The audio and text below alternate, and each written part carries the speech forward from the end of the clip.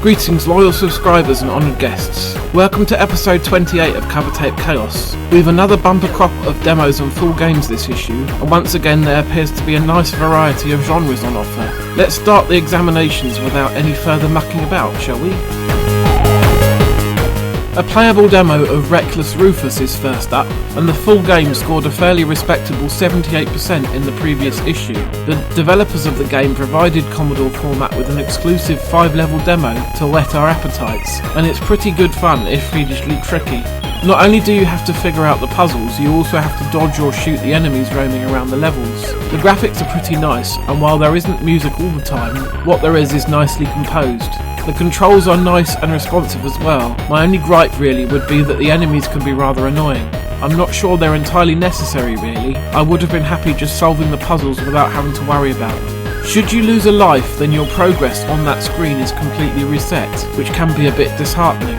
Should you enjoy this demo, then the full game apparently has 130 puzzles to solve, so there's plenty of game there.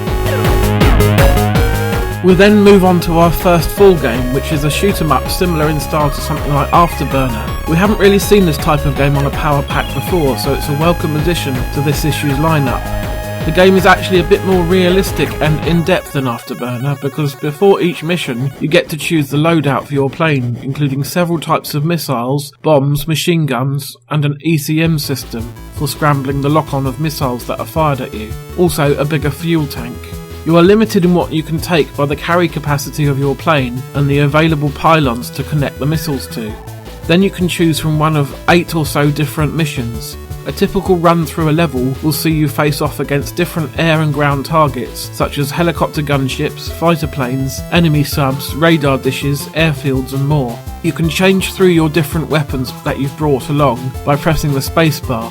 When you start to run low on fuel, your plane will land automatically, and you can then replenish your ammunition as well before setting off on another run to try and mop up any opposition that you missed the first time around.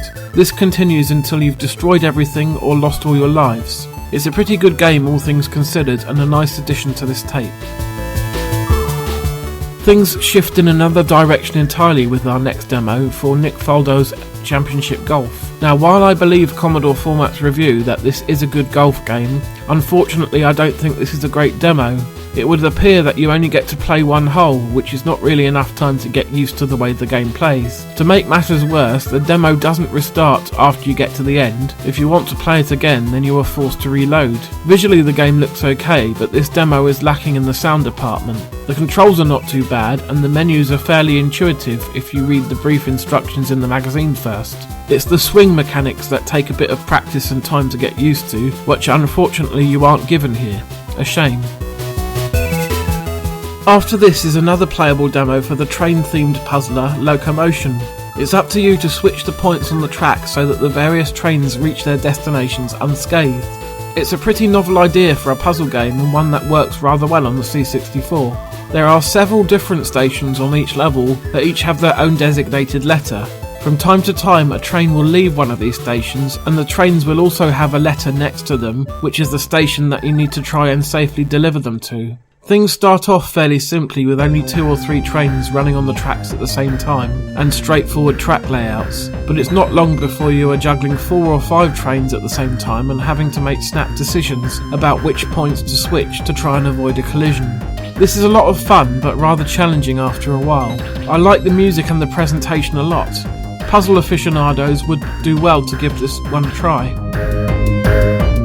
Unfortunately, the second full game this issue is a repeat. Apparently, back when 5th Gear was featured on a power pack the first time, the game failed to load 9 times out of 10, so they've included it again this time. My opinion of the game hasn't really changed since the last time I played it. The graphics are decent and the game moves at a decent pace, but it can be rather frustrating to try and get through the level without constantly dying. You really have to take things slowly in order to make sure you don't plough head first into another car or a train crossing the track, at least until you've learned the layout of the stage. More of an obstacle course than a fun racing game really. 5th Gear is average at best. Even though the previous issue of the magazine was really the bumper Christmas issue, this one was still published a few days before Christmas, so the Power Pack includes a special Christmas demo to cap things off this time around. The main highlight of this demo is the rather nice Christmas tree in part 2. Other than that, it's the same sort of thing we've seen countless other times in PD demos of this type. Apparently there was supposed to be one more part to this demo, but the programmer didn't have the time to code it. So that brings Power Pack 28 to a close. What did you think of it? I really enjoyed Locomotion. I will definitely be playing that one some more. Reckless Rufus was also quite enjoyable. As for the rest, it was a bit average really, nothing terribly exciting. Anyway, I'll see you again in 2 weeks' time for Power Pack 29. In the meantime, take care.